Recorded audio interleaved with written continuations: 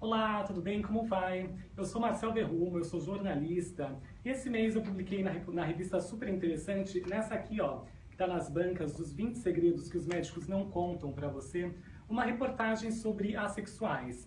Pessoas desinteressadas em sexo e que não pensam naquilo. Eu confesso que no final do ano passado, lá para novembro, dezembro, quando eu comecei a apurar esse texto, eu comecei com uma série de questionamentos.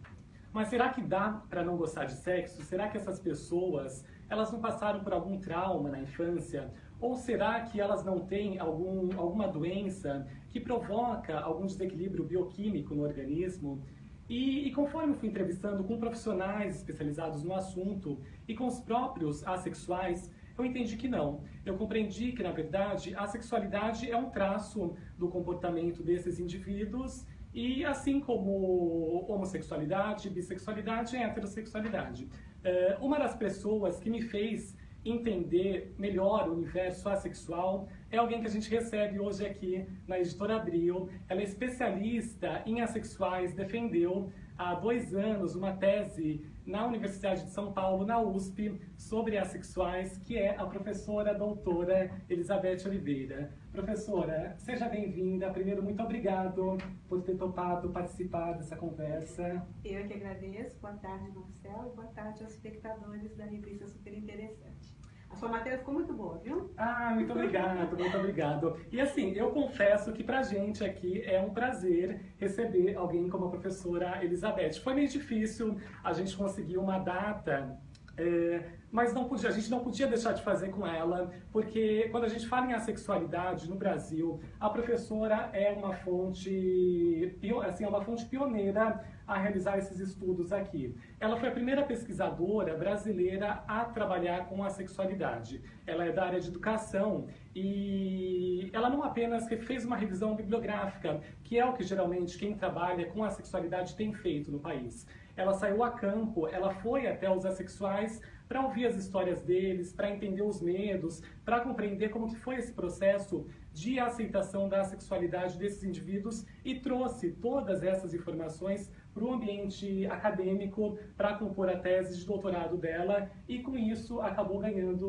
um respeito entre os pares científicos dentro da academia. E não só isso, ela fez mais ou menos o processo contrário também ao mesmo tempo. Ela, para conseguir esses entrevistados, para conseguir a confiança dos assexuais, ela criou um blog em que ela postava o que estava sendo produzido dentro da academia sobre, no mundo inteiro, que as pesquisas que estavam sendo produzidas a respeito de assexualidade. E com isso ela acabou também ganhando a confiança e o respeito dos assexuais. Então foi alguém que trouxe a informação da sociedade para a academia e que levou da academia para a sociedade também, fez essa ponte dupla. Então é isso, apresentações feitas, eu vou começar já a entrevista. Eu queria dizer que se alguém tiver alguma questão relacionada à sexualidade para fazer para a professora Elizabeth, eu estou aqui com o iPad, eu vou ler os comentários, é só escrever para a gente que quem sabe a sua questão é feita para ela. Professora, vamos começar então pelo início. O que é a sexualidade? A sexualidade, eu costumo dizer que é uma forma de sexualidade, como qualquer outra, cuja característica principal é o desinteresse sexual. E muitas vezes esse desinteresse sexual pode ser acompanhado também pelo desinteresse amoroso, né? Então pode ser um desinteresse somente pelo sexo, e continuando com o interesse amoroso, afetivo, e pode ser também, além do desinteresse sexual, o desinteresse também afetivo. E existe uma diferença entre pessoas assexuais e pessoas celibatárias? Sim, existe uma diferença, e aí a gente não pode esquecer que quando nós falamos de qualquer sexualidade, e a sexualidade incluso, nós estamos falando de diversas características que não é somente o comportamento, né? Então, quando a gente fala de celibato, por exemplo, nós podemos ter pessoas homossexuais que são celibatárias, ou seja, não fazem sexo, por algum motivo, decisão própria ou valores morais, né? Então você pode ter pessoas de todas as sexualidades ou orientações sexuais que são celibatárias, né? Ou não. Então, no caso da sexualidade, existem sim pessoas que são assexuais e ao mesmo tempo são celibatárias, não fazem sexo, mas o celibato não tem uma relação direta com a sexualidade. Tanto que é que a pessoa sexual, ela pode sim fazer sexo. Não tem nada de errado com o corpo dela, ela pode fazer sexo e ela pode também escolher ter uma vida celibatária de não fazer sexo. Mas não há uma relação de causa e efeito entre os dois. Daqui a pouquinho, então, a gente fala sobre esses casos de assexuais que fazem sexo. A gente entra nisso daqui a pouquinho, que isso é mais pra frente. E a assexualidade, ela não é, né, não é considerada uma doença. Então, não é considerada uma doença. A falta de interesse por sexo, ao longo da história, sempre foi considerada algum tipo de anomalia, né? Porque nós vivemos numa sociedade que acredita que todo mundo tem que sentir interesse por sexo, todo mundo tem que sentir desejo sexual. Então, isso faz parte do imaginário coletivo, né? Então, quando você encontra uma pessoa que não sente esse interesse, então isso, a primeira ideia é de que haja, então, uma anomalia, né? Alguma doença, alguma patologia. Então, historicamente, foi considerado assim, principalmente pelas ciências da área da saúde, né? Como a medicina, né? Quando uma pessoa não sente desejo sexual, a primeira coisa que faz é procurar um médico, né? Se é uma pessoa que tem histórico de desejo sexual. Em algum momento ela deixa de sentir, então ela procura um médico, pode procurar um psicólogo, mas no caso da sexualidade é diferente. Nós não temos que estabelecer essa diferença desde o começo, é muito importante que fique claro. As 40 pessoas assexuais que eu entrevistei para a minha pesquisa, todas elas têm em comum o fato do desinteresse estar acompanhado praticamente ao longo da vida, né? Então, alguns me falaram assim, puxa, desde criança, né, eu ia num casamento, ou eu via minha irmã mais velha namorando, e eu não conseguia me identificar com aquelas situações. Eu via aquilo ali e falava, não, eu acho que eu nunca vou querer me casar, né? Uma das minhas entrevistadas disse isso, eu nunca vou me casar, eu ia nos casamentos e eu não via sentido nenhum naquela instituição que estava sendo colocada, né? Então, eu já sabia desde criança que não ia me casar. Aí outras me disseram que quando chegou na puberdade, né, porque até a puberdade, em geral não se espera nenhum comportamento sexual de crianças, né? Você espera que crianças sejam inocentes, né, todas elas e tal. Aí quando chega na puberdade, começa a haver uma diferenciação, né? Porque aí, em geral, vem aquele interesse pelo sexo oposto ou pelo mesmo sexo, seja o que for, mas o interesse, então, nos relacionamentos amorosos, nos relacionamentos sexuais, em se informar a respeito de sexo, né? Ler revistas, ler livros, perguntar, né, para professores na escola. Então, o corpo vai passando por transformações e a partir dessas transformações, então, as pessoas vão começando a se encaminhar para determinadas sexualidades. E é nesse ponto que a maioria dos meus entrevistados disse, isso não aconteceu comigo, né? Eu via os meus colegas, né, de escola, todos falando de sexo, aí eles vinham, traziam revistas pornográficas, né? É muito comum os meninos, rodinhas de meninos com revistas pornográficas, e esses meus entrevistados disseram, olha, eu não me identificava com aquilo, mas eu fingia que sim, né? Eles estavam na escola, aí passavam as meninas, e eles ficavam olhando para o corpo das meninas, descrevendo o corpo, olha aquela, né? Aquela ali, assim, assim. E essas pessoas falavam, puxa, mas eu não sentia isso. Para mim, ficava passando um corpo como qualquer outro. Eu não via esse corpo como um corpo especial, que eu devesse nenhum tipo de atração, nenhum, nada disso, né? Mas fingiam, né? Para ser aceito pelos amigos, né? Então eles fingiam, ou então mentiam, diziam assim, olha, eu tenho uma namoradinha que é fora da escola, né? Não é aqui, então eu sou fiel a ela, tá? E aí as pessoas entendiam. E as meninas me disseram que o que mais se cobrava delas era o gostar de um menino, né? Aí chega a determinada idade, as meninas, amigas vêm, de quem você gosta, né? Aí elas olham, mas que gostar é esse, né? Que elas estão falando, eu não estou entendendo. Eu gosto de muitos meninos, mas eu gosto como amigo desses meninos. Isso foi algo que, quando eu comecei a fazer essas entrevistas, eu percebi, porque logo quando eu comecei, uma das minhas questões que eu sempre tinha, quando eu entrevistava, eu comecei com certa descrença, porque de fato eu queria entender a sexualidade daquelas pessoas. E eu pensava, por que será que essa pessoa não tem um desejo? Né? Eu ainda comecei, como a grande maioria começa, né? Sem compreender tanto desse universo.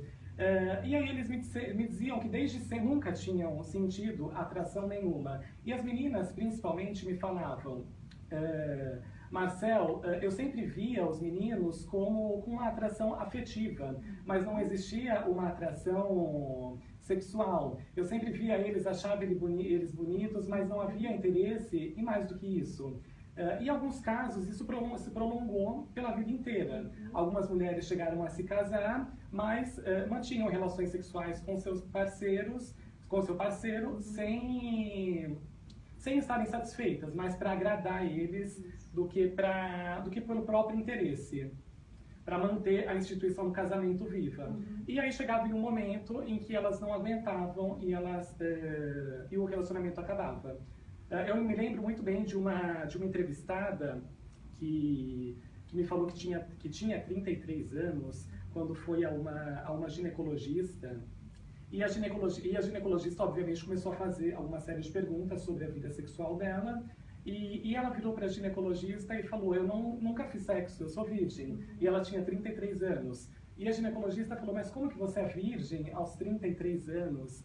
Ela falou: eu sou virgem. E a ginecologista não acreditou e foi examiná-la para ver se de fato isso era verdade. E aí, quando ela viu que isso era verdade, ela ficou chocada. E foi uma humilhação muito grande para essa pessoa que foi desacreditada e que foi exposta daquela forma diante de uma médica. Isso. E daí para frente ela me falou: Marcel, me senti um ET e me prometi que desse dia em diante eu nunca mais voltaria em uma ginecologista. O que é grave, né? O que é grave. Eu costumo perguntar todas as vezes que eu estou com profissionais de saúde, principalmente saúde sexual, ginecologistas, eu sempre pergunto, falo um pouquinho da minha pesquisa e pergunto: se aparecer uma mulher assexual, o que você faz? Né? E o profissional normalmente fica totalmente perdido, né? Ele diz assim: mas existe isso? Claro, existem. Eu estou fazendo uma pesquisa a respeito, já conheci muitas mulheres que são assexuais e que se declaram dessa forma. Então, qual que é o protocolo? Quer dizer, o que você faria? Né? A maioria deles diz o seguinte: não sei o que eu faria, porque eu nunca ouvi falar disso, em primeiro lugar.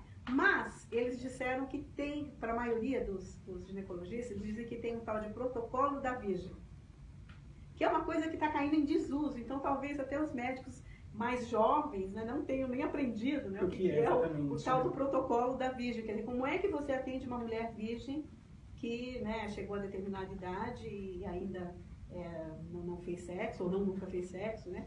Quer dizer, existe um protocolo para eles, mas a maioria, inclusive quando eu perguntei, mas exatamente como é que vocês fazem? O que é esse protocolo?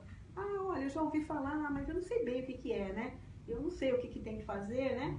Isso acaba sendo um problema muito sério na área de saúde. O que é exatamente esse protocolo? Como é que você trata e como é que você examina, né, uma mulher que é virgem. Enquanto isso era muito comum no passado, né, que muitas mulheres ficavam virgens até o casamento, hoje já não é tão comum. Né? Então eu percebo que os mais jovens já ouviram falar desse protocolo, mas não tem nem ideia do que ele seja, né? Mas eu acho que para aqueles médicos que são um pouco mais sensíveis à realidade da diversidade sexual, né, que é possível haver, eu acho que é pensar mais ou menos como é que você atende uma pessoa virgem, né, que pode ser uma adolescente, uma jovem adolescente, sabe, de 12, 13, 14 anos, né? Se bem que os problemas ginecológicos, eles são diferentes, né, nessa idade, mas tem que haver uma forma, né? Quais são os exames possíveis, porque tem muitos exames que tem que ser internos, quer dizer, como é que você faz quando a pessoa é virgem? Então eu não vi, dos profissionais que eu conversei até hoje, nenhum me deu uma resposta satisfatória de estar ao menos à busca, né, de uma forma, né, de atender essas pessoas. Então daí é importante pesquisas como essa, e quanto mais pesquisas sobre a sexualidade melhor nesse sentido, porque aí a área de saúde vai tomar consciência de que vai ter que aprender a lidar com essas pessoas, com as demandas que chegam. Acontece a mesma coisa com pessoas transexuais, né? É um caso bem parecido. Vão ao médico, o médico não sabe bem o que fazer, não sabe como tratar aquele corpo, né? Então, a questão da diversidade sexual, ela está sendo muito falada na área de ciências humanas, menos um pouco na área de ciências biológicas, né, que seriam as medicinas, né?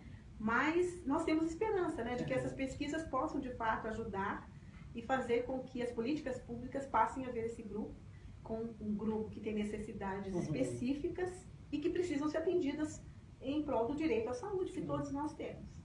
Mas conforme vai se ganhando visibilidade, é natural que essa luta conquiste mais direitos e que isso avance.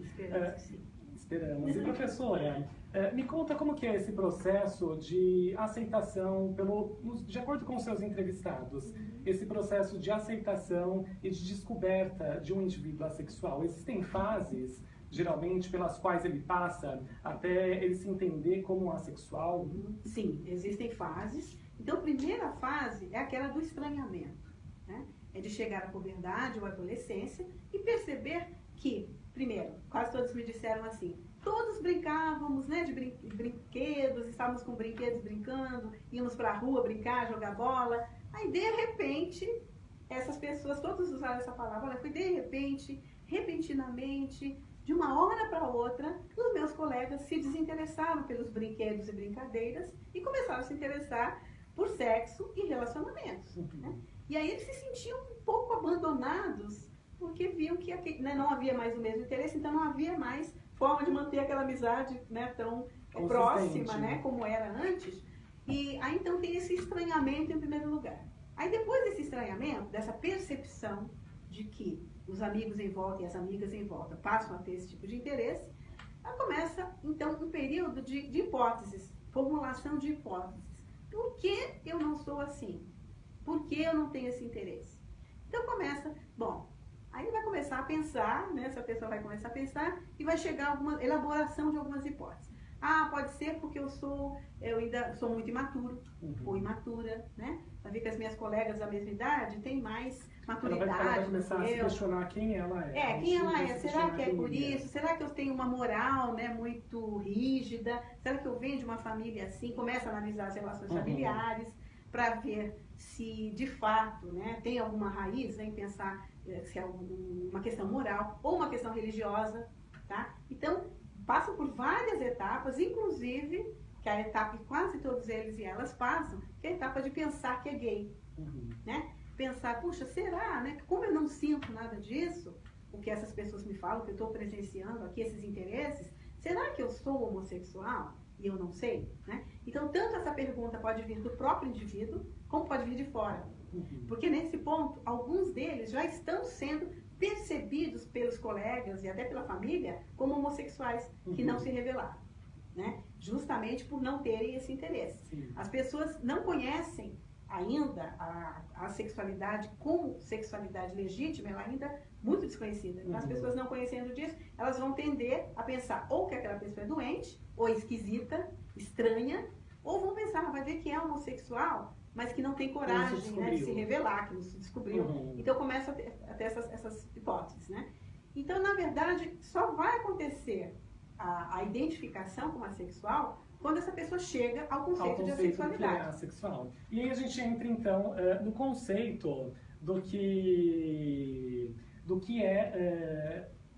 quando que os assexuais, esse conceito ele começou a ser criado. Porque eu acredito que assexuais sempre existiram, né, ao longo da história da sexualidade, ao longo da história humana. Mas quando que os assexuais eles surgem enquanto categoria? Quando esse conceito ele é criado? É uma excelente pergunta e é bom a gente pensar o seguinte. Então, ao longo da história, né, nós, com certeza, pessoas assexuais em todos os lugares, pessoas que não gostam de sexo, né, não havia uma categoria que juntasse essas pessoas, né? Havia pessoas isoladas aí em todos os lugares também, sem saber o que era, né?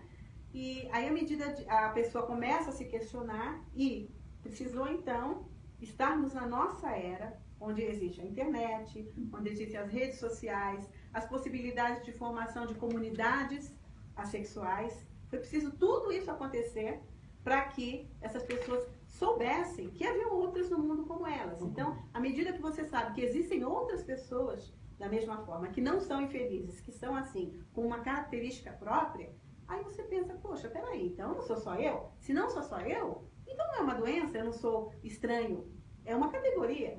Então ela começou como categoria no final dos anos 90, mais início dos anos 2000, quando começaram a surgir as primeiras comunidades assexuais. Foi quando sobretudo nos Estados Unidos. Escreveu um texto, não foi? Isso, exatamente. Teve um texto, é o considerado texto, esse Minha Vida de Ameba, que por sinal inspirou o título da minha tese de doutorado.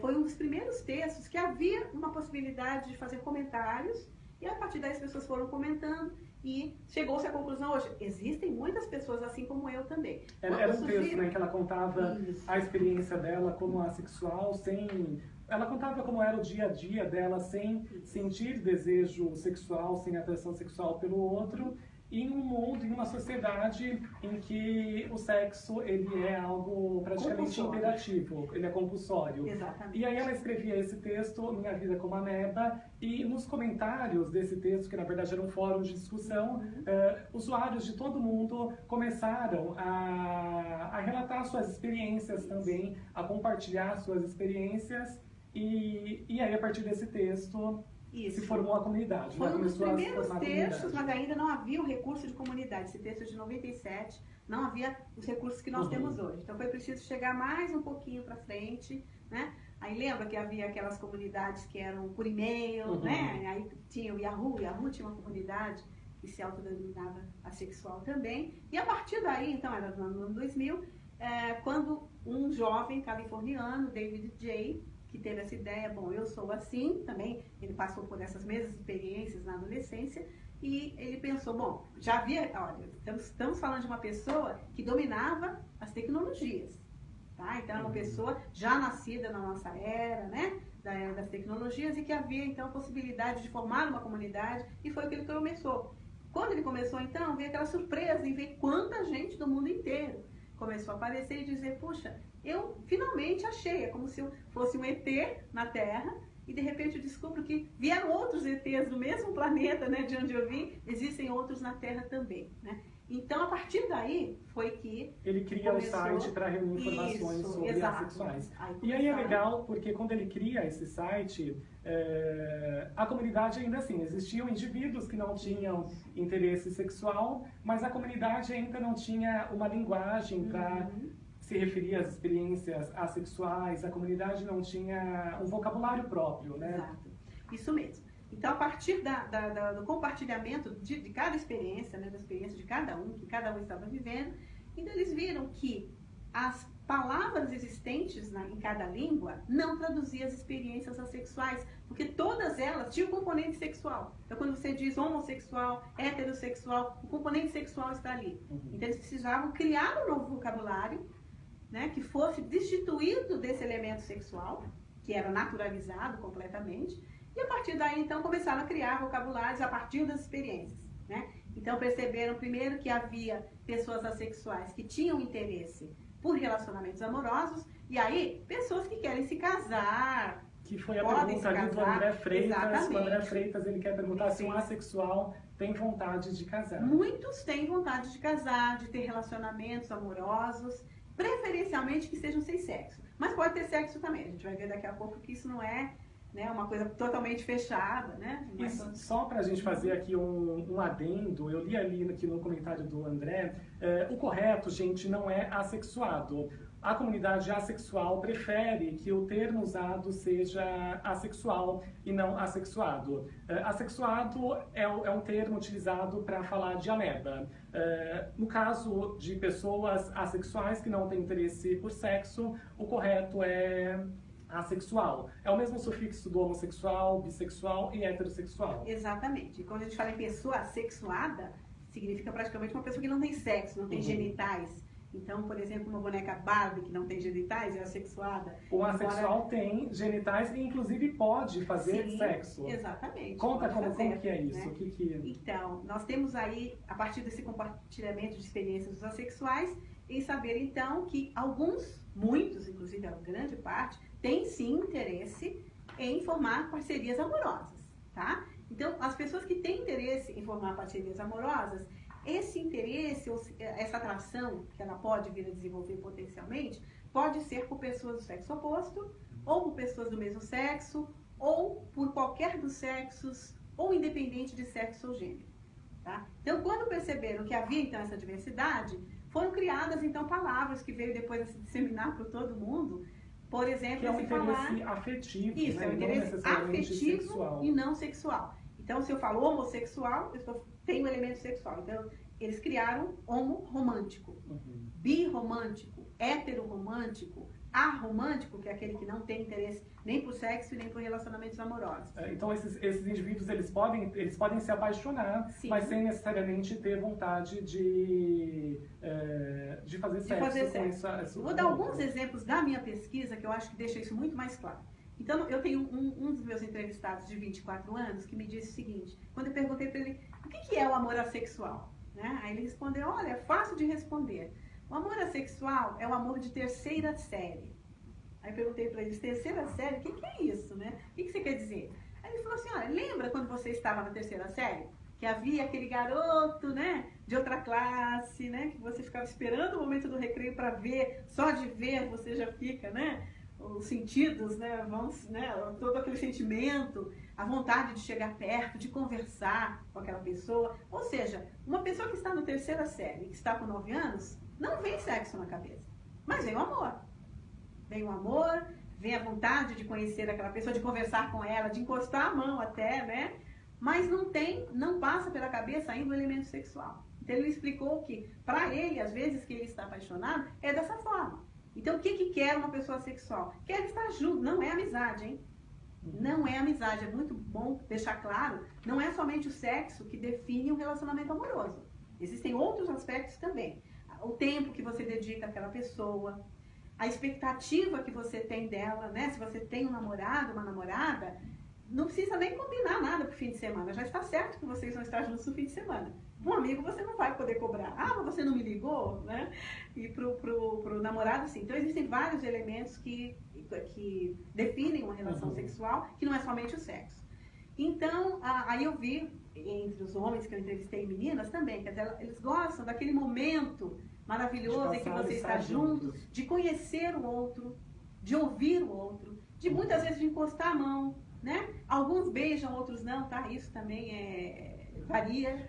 Mas existem casos de assexuais que em determinadas circunstâncias sentem atração pelo outro, inclusive fazem sexo. Exatamente. Esses assexuais que nós costumamos chamar, segundo a terminologia criada, de demissexuais, aí já são pessoas que não têm a atração sexual, aquela atração sexual primária, né, que você tem quando você vê uma pessoa bonita, que você acha bonita, né?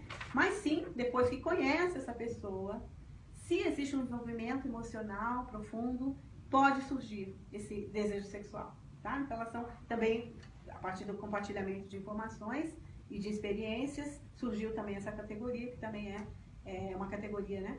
Mas independente disso, a gente tem que pensar o seguinte, não tem nada errado com o corpo da pessoa sexual. Ela pode fazer sexo. E muitos